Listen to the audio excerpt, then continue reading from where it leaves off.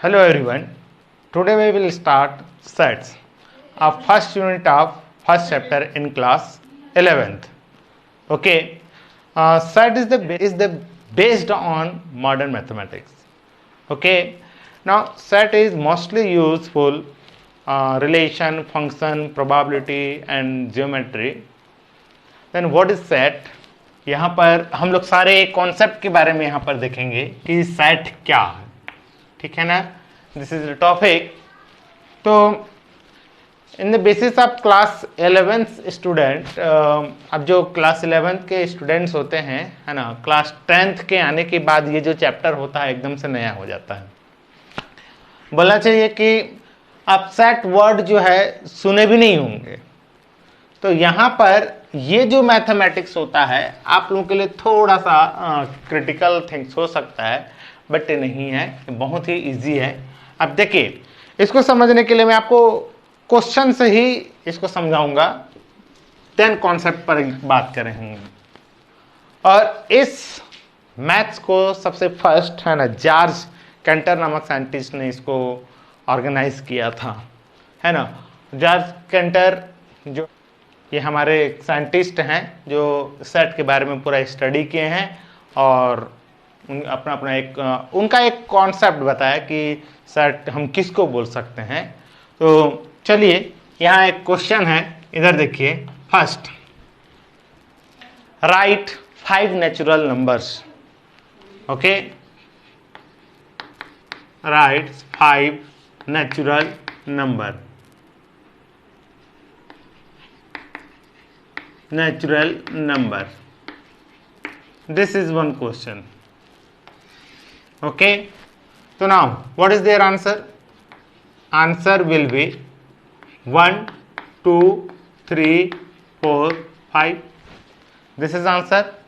But इस question को मैं एक सेकेंड पर्सन को पूछ रहा हूं, मैं है ना. फर्स्ट पर्सन को पूछा तो मुझे ये आंसर मिला. Now this question is forward second person. तो वो आंसर मुझे क्या मिलता है ना. वो जो बंदा बोलता है कि सर इसका जो आंसर होगा वो 10 होगा, 12 होगा, 15 होगा, 16 होगा एंड 17 होगा. Okay, this answer is right according to this question. Definitely this is also right because this is natural number and these are 5 natural numbers. Okay. Now मैं इसी क्वेश्चन को थर्ड आदमी को मैं ट्रांसफर करता हूं, देन वहां पर मुझे आंसर मिलता है 20, 40, 60, 80, 100 this. But this answer is right और wrong. And what is your answer? This is right, है ना, because this is natural number and this are 5 natural numbers. Okay. तो यहां पर ऐसे बहुत सारे कलेक्शन मिल सकते हैं जो 5 नेचुरल नंबर्स होंगे. बहुत सारे कलेक्शन मिल सकते हैं. You can understand what I से. ठीक, यहां पर आप समझ गए कि कितने सारे नेचुरल नंबर मिल सकते हैं. Okay. Now another question, right 5 natural number but they have some conditions. Okay, है ना. Write 5 natural number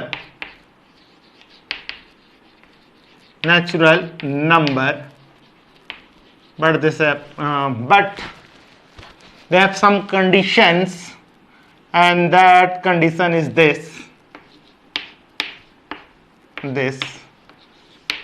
and x is what? X is a natural number, है ना. ये क्वेश्चन का मीनिंग समझिए. फर्स्ट, यहां पर मैंने एक कंडीशन, मैं ओरल ना बोल के मैं इन द सेंस ऑफ मैथमेटिक्स कि x क्या है, तो x is natural number. But वो नेचुरल नंबर कैसा होना चाहिए? 1 का इक्वल होना चाहिए या 1 से ग्रेटर होना चाहिए. एंड नेक्स्ट कंडीशन इज 5 के इक्वल हो सकता है और 5 से लेस हो सकता है. ठीक. Then what is their answer? Then answer will be, answer is 1. क्या 2 हम इंक्लूड कर सकते हैं according to this question? Yes, definitely 2 is included by this. because 2 is the greater than 1 and less than 5. Okay, now 3 will you include? Yes, है ना. 3 is also greater than 1 and less than 5. Now 4, yes. 5, yes. Now 6 is included according to this, तो nothing. इसको हम लोग include नहीं कर सकते. Why? This is the greater than of 1 but not less than of 5, है ना. ये दोनों कंडीशन, मतलब यहाँ this is one condition, this is one condition and this is one condition, there are 3 conditions, है ना. तो ऐसा नंबर्स जो तीनों कंडीशन को सेटिस्फाइड करे, ठीक. तो ये जो है केवल 2 कंडीशन को सेटिस्फाइड कर रहा है कि वो 1 से क्या है, वो ग्रेटर है, और this is what, natural number, but इस कंडीशन को सेटिस्फाइड नहीं कर रहा है, that's why this is not included. Okay, अच्छा, अब हमारा जो क्वेश्चन है, मैं इसी क्वेश्चन को मैं नेक्स्ट पर्सन को सेंड किया, तो क्या आंसर सेंड कर सकता है? I think this 1 2 3 4 and 5. Clear है? But this is one question here, right 5 natural numbers, है ना. First person is says 1 2 3 4 5. Now second person is 10 12 15 16 17. This is right answer. Now third, fourth, fifth, sixth.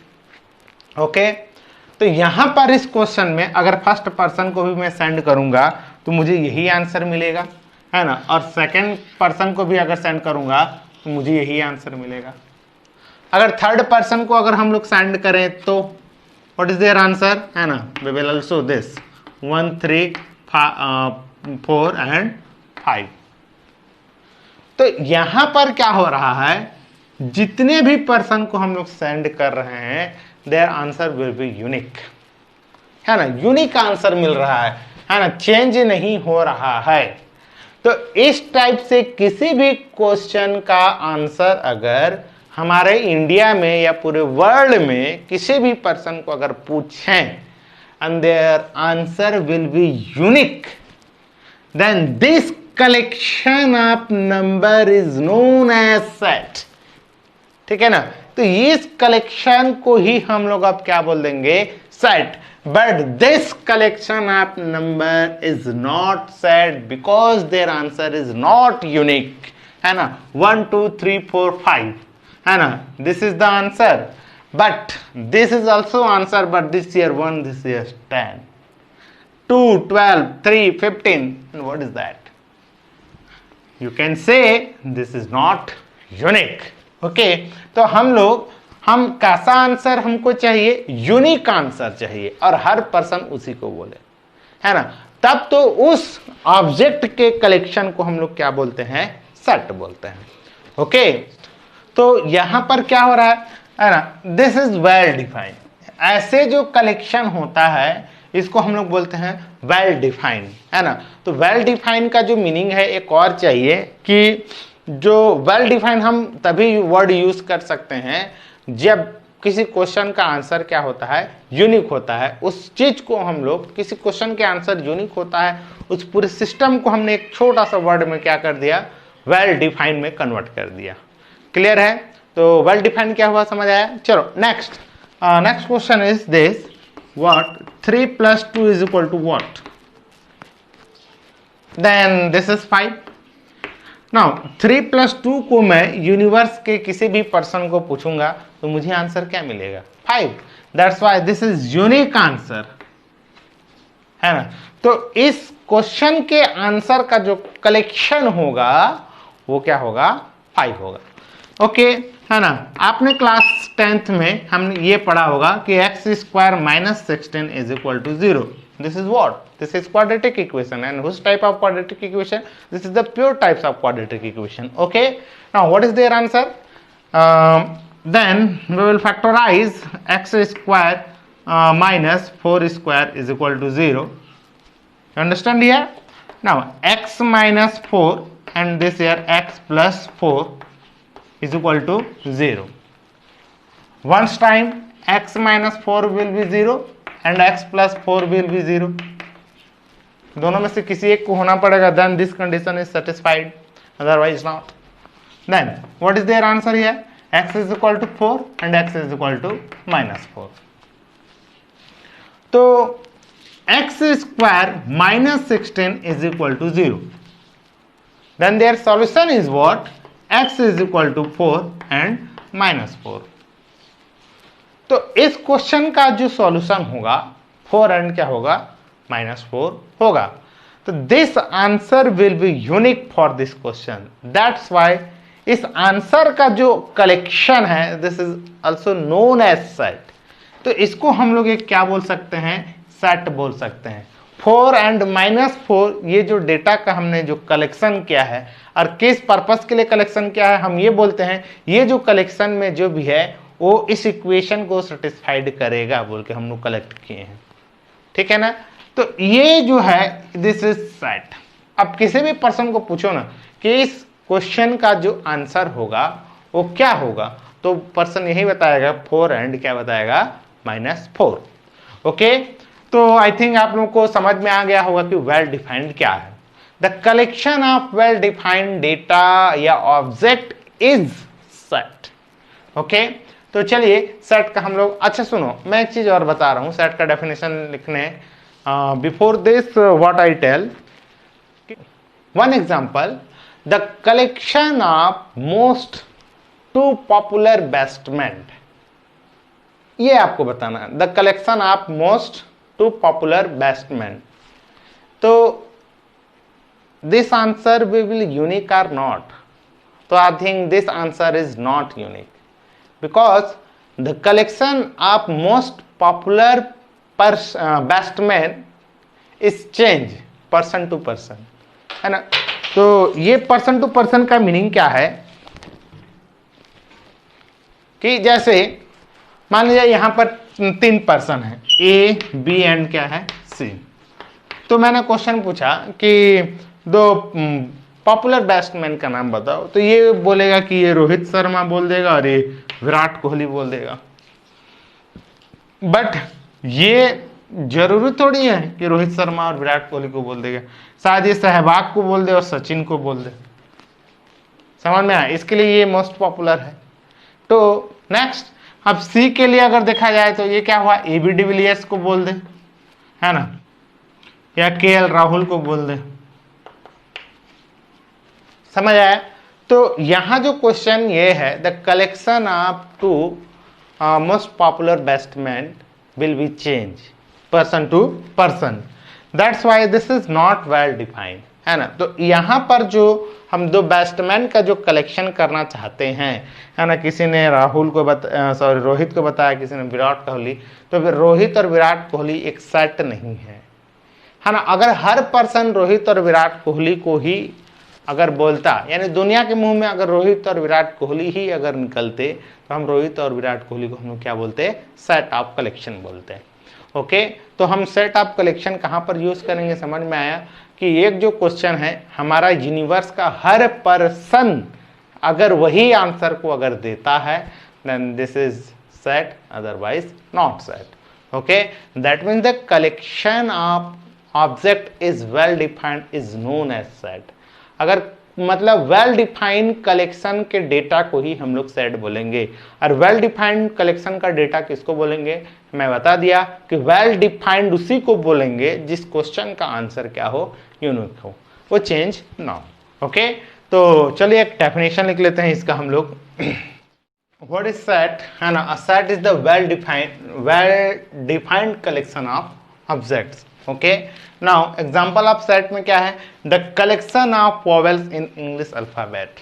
तो यहां पर इस question को आप किसी भी पर्सन को अगर आप पूछेंगे, then their answer will be what, है ना। तो आपको क्या मिलेगा? A E I O U. समझ आया? इस तरह से मिलेगा।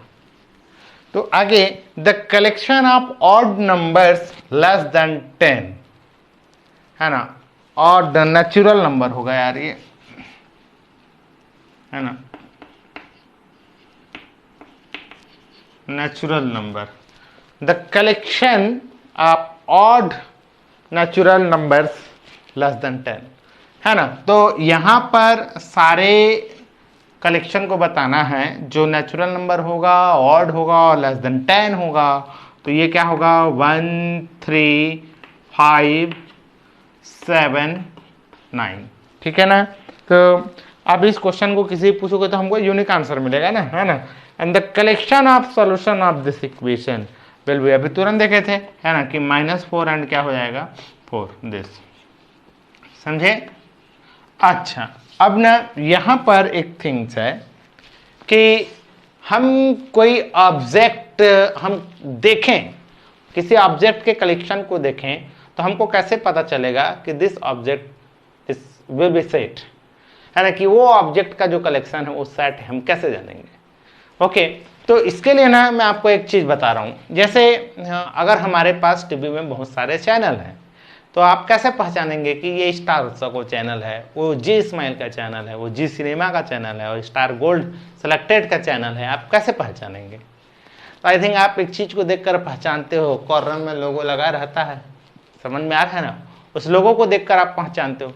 तो एज इट इज हम किसी, जैसे यहाँ पर मैं लिखा कि ए ई, है ना, AEIOU, मैं ऐसा लिखा, है ना, 1 2 3 4 और ये 5, ये डाटा का कलेक्शन है, यहाँ 4 है और ये क्या है -4 है।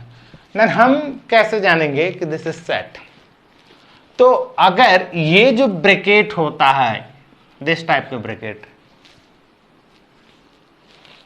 समझे, अगर यहां लग गया और यहां लग गया, यानी इस ब्रैकेट के अंदर में जो भी डेटा लिखा गया है, then this is set, the collection of object is set, ठीक। तो अगर इस टाइप का अगर ब्रैकेट यहां पर लगा हुआ है, इस टाइप का अगर ब्रैकेट लगा है, तो मैं इसको बोलूंगा दिस इज सेट, है ना। इस टाइप के अगर ब्रैकेट लगे होंगे तो ये क्या है, सेट है, ठीक। तो यहां पर सेट एक ही वर्ड है, सेट एक ही वर्ड है, और वहां पर क्या था, डीडी नेशनल था, डीडी नेशनल होता, है ना। सेकंड क्या था, स्टार उत्सव था, है ना। फोर्थ क्या था, जी सिनेमा था, इस तरह से। तो अलग अलग चैनल के लिए अलग अलग यहाँ पर लोगो बना रहता है। यहाँ पर स्टार उत्सव के लिए कुछ इस तरह से स्टार उत्सव इस तरह से लिखा रहता है, जी सिनेमा के लिए जी इस तरह से, ऐसे गोल फिर सिनेमा, कुछ जो भी है, ठीक है ना।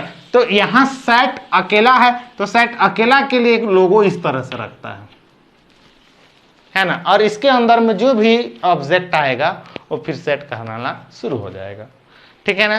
तो आपको समझ में आ गया होगा कि मैं यहां पर इस तरह से ब्रैकेट में ऐसा क्यों लिखा हूं, ठीक है ना। तो this is the recognise of well defined collection is set, है ना। ये क्या है, एक वेल डिफाइंड कलेक्शन जो होता है वो एक सेट है, उसका ये क्या है, एक पहचान है, समझिए, ठीक है ना। तो हम सेट को कैसे पहचानेंगे, समझ में आ गया। कोई भी डेटा कलेक्शन इस तरह से आपको ब्रैकेट लगा हुआ होना चाहिए। ओके, चलो नेक्स्ट, आगे नेक्स्ट पढ़ेंगे स्टैंडर्ड नोटेशन ऑफ सेट।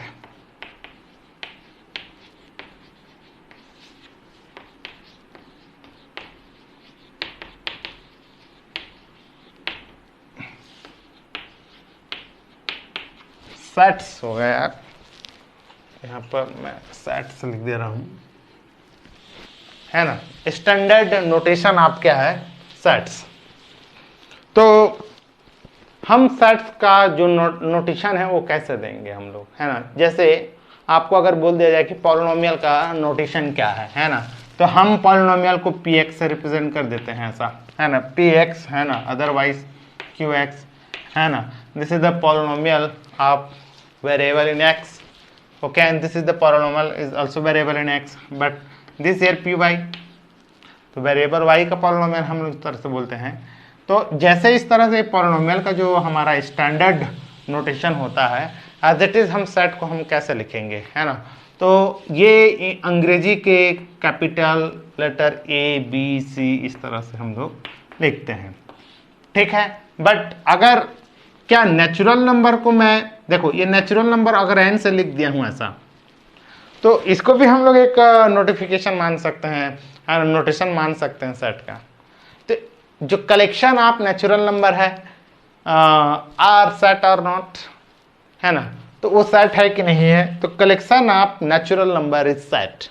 क्योंकि हम किसी भी पर्सन को अगर पूछेंगे, है ना, तो काउंटेबल नंबर 1 2 3 से स्टार्ट करेगा, है ना, और डॉट डॉट डॉट जहां तक जाएगा वो।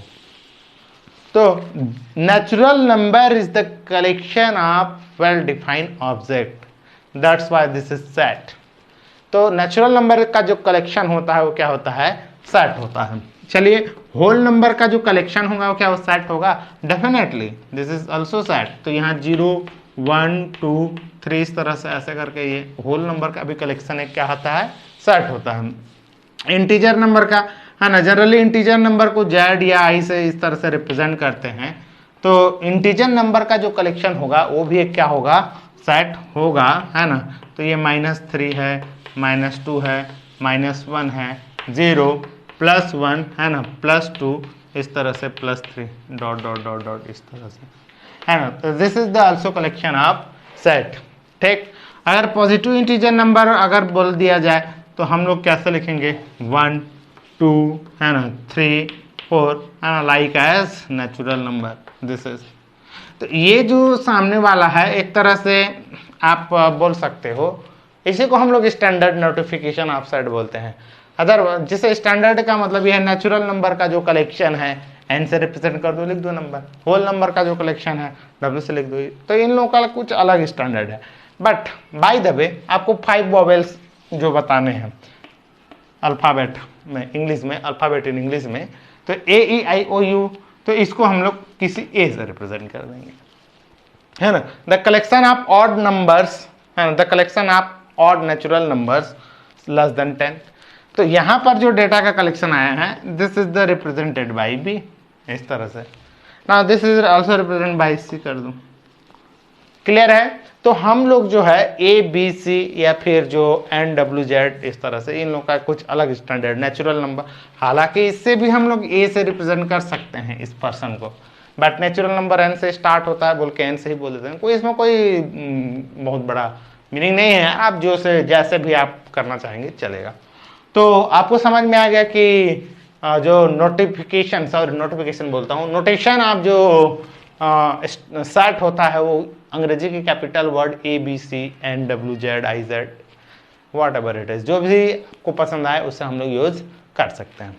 ओके, तो next what is the representation of set, है ना, हम सेट को किस तरह से रिप्रेजेंट कर सकते हैं।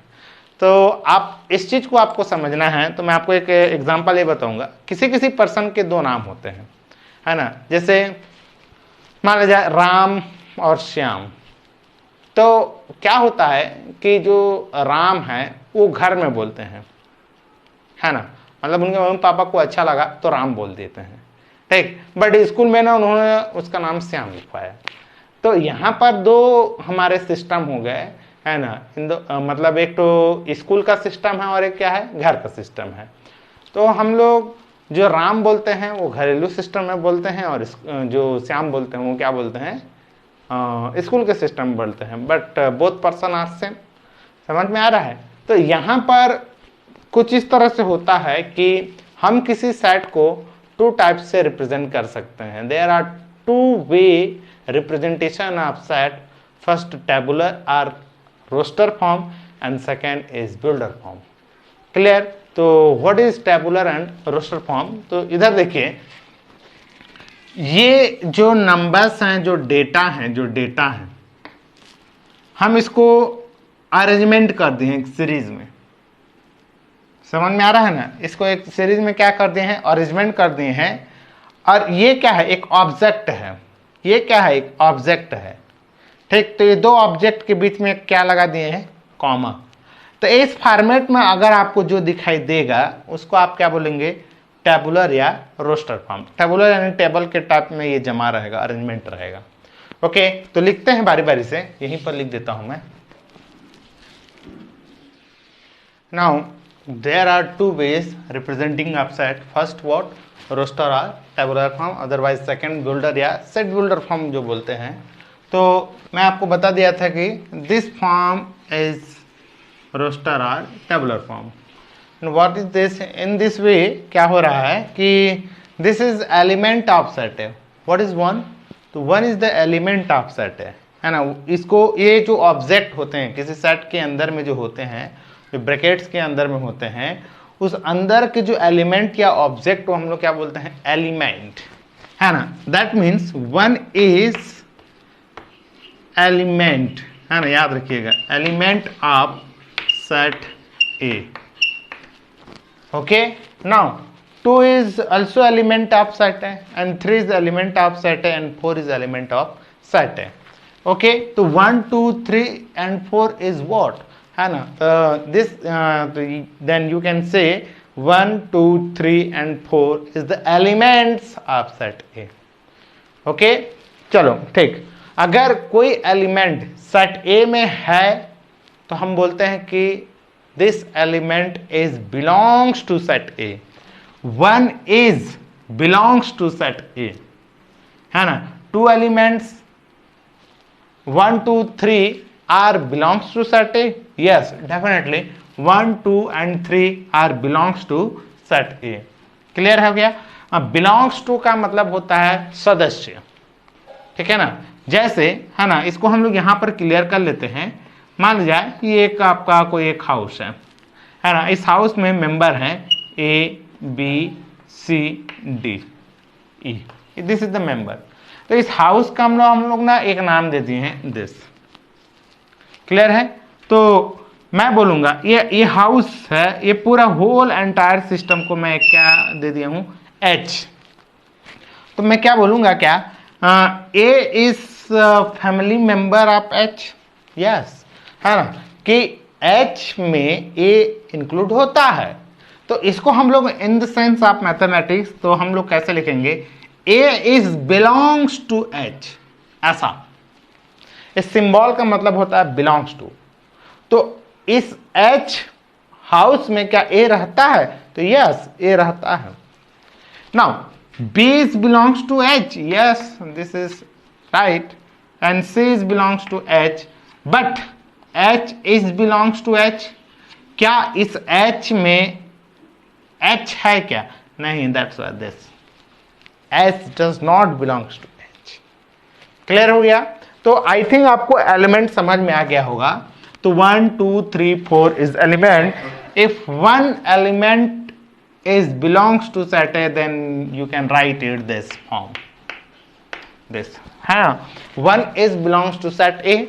And 2 is also belongs to set A, correct, and 3 is also belongs to set A, and 4 is also belongs to set A.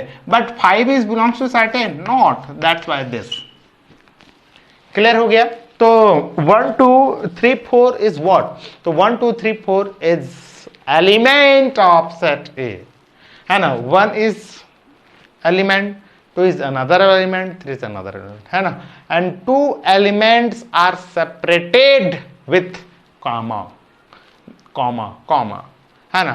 Then this form is roster or tabular form. Now what is the definition? In this form all the element of set, है ना. What is the element? You understand here? 1, 2, 3, 4, है ना. These are all elements, है ना. listed यानी list के term में हमने लिख दिया. And they are separated by comma. And they are यानी ये जो एलिमेंट हैं वो separated by comma. ठीक है ना. और इन सब एलिमेंट्स को हम क्या कर देते हैं? एक ब्रैकेट, है ना, enclose with in the brackets, इस तरह से, ऐसा, है ना. तो दिस फॉर्म इज रोस्टर और tabular form. Now what is set builder form? Second, है ना. This is the another way representing of sets. ठीक. and this is what another way representing of set builder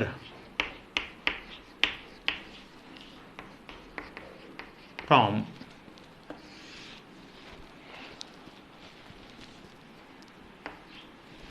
otherwise इसी को हम लोग ना एक और बोलते हैं रूल मेथड. ओके, है ना. What is the set builder form and rule method?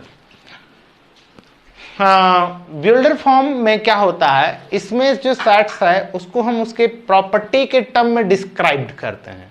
Property के टर्म्स में डिस्क्राइब कैसे करेंगे, तो जैसे हम ये बोलते हैं कि जो डेंजर्स का साइन होता है, ठीक है ना, डेंजर्स का साइन क्या होता है, कौन सा कलर होता है डेंजर का साइन, तो आप क्या बोलोगे, रेड। तो अगर मैं रेड बोलता हूं तो वो क्या हो गया, डायरेक्ट अगर रेड बोल दिया दैट मीन्स एलिमेंट को बोल दिया। मैं कलर का ना एक कलेक्शन लेना चाहता हूं, है ना, कलर का जो कलेक्शन होता है, और उस कलर के कलेक्शन में मैं एक प्रॉपर्टी बोल रहा हूं, है ना। फर्स्ट ऐसा कलर हमको चूज करना है जो डेंजर के साइन को शो करता हो। तो मैं यहां पर प्रॉपर्टी बोला, है ना, तो डेंजर का sign that means red, red ना बोल के उसकी एक स्पेशलिटी बताया। तो जो स्पेशलिटी बताया, एंड दिस इज व्हाट, है ना, लेट दिस, यहां पर एक्स लेना है, एक्स सच दैट का मतलब है एक्स ऐसा है कि, सच के ए इज इक्वल टू मैं एक्स बोल रहा हूं, तो ये एक्स क्या है, दिस इज व्हाट, वेरिएबल। तो वेरिएबल में हम क्या क्या लिख सकते हैं, कुछ भी हो सकता है भाई वो। तो एक्स क्या है, हमारे दिमाग में क्वेश्चन आया, एक्स कौन सा ऑब्जेक्ट है, तो मैं आगे एक्स की प्रॉपर्टी बताने जा रहा हूं। तो दैट्स वाई सच दैट का मतलब ऐसा है, कौन, एक्स ऐसा है। तो एक्स कैसा है, एक्स इज कलर। तो एक्स एक कलर है ना, बट दिस shows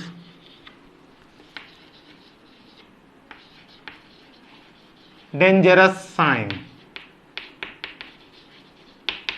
ऐसा,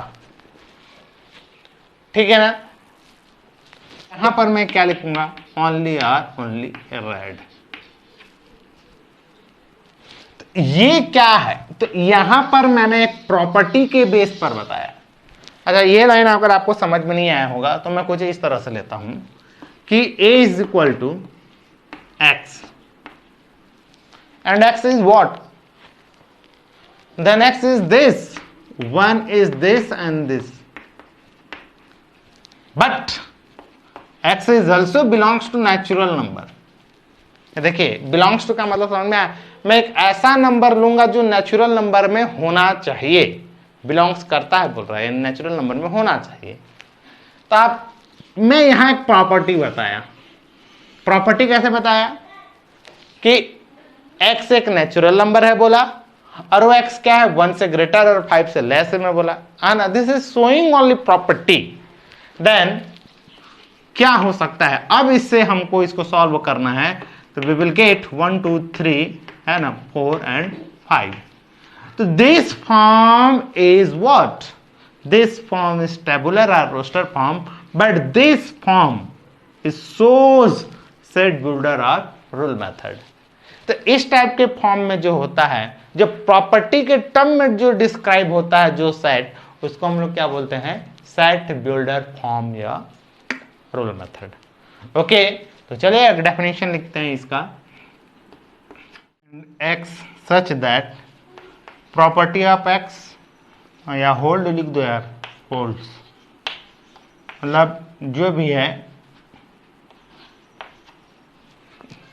होल्ड का मतलब समझ में आ रहा है ना, यानी एक्स की जो भी प्रॉपर्टी वहाँ होल्ड है, यानी अकॉर्डिंग टू क्वेश्चन आप वहाँ कुछ भी प्रॉपर्टी राइट कर सकते हैं। तो what is this, in this the form of set is described by characterising properties, the set is described as so in this form. Okay, तो इस फॉर्म में जो शो होता है उसको हम लोग क्या बोलते हैं, सेट बिल्डर फॉर्म और rule method.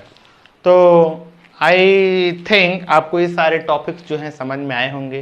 What is set क्या है ना, सेट को हम रिप्रेजेंट कैसे कर सकते हैं, सेट का जो नोटिफिकेशन है ना, रिप्रेजेंटेशन ऑफ सेट के दो फॉर्म है, रोस्टर और tabular form and set builder form और रूल मेथड फॉर्म, है ना। तो ये सब चीज़ आपको समझ में आ गया होगा। तो हम लोग नेक्स्ट क्लास में ना इसके हम लोग क्वेश्चन करेंगे। कि आपको दिया जाएगा और आपको चेक करना है कि कौन सा सेट है या नहीं। तो सेट वही होगा जिसका आंसर वेल डिफाइंड होगा, अदरवाइज नहीं होगा। क्लियर है? तो कई सारे सेट्स को ना हाँ हमको टेबुलर फॉर्म में दिया रहेगा तो उसको रूल मेथड फॉर्म में कन्वर्ट कीजिए बोल देगा, है ना। तो ये ऑलरेडी ये टेबुलर फॉर्म है तो इस टेबुलर फॉर्म को रूल मेथड फॉर्म में क्लियर कर। तो अब नेक्स्ट क्लास में हम लोग इसका सेकेंड पार्ट में देखते हैं क्वेश्चन कैसे बनते हैं। ओके, आज के लिए इतना करते हैं। Thank you.